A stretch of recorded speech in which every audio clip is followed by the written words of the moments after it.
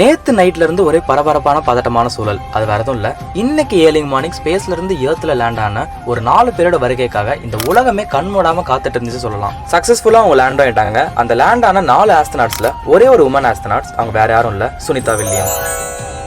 யார் இந்த சுனிதா வில்லியம்ஸ்? எதனால அவங்க ஸ்பேஸுக்கு டிராவல் பண்ணி போனாங்க?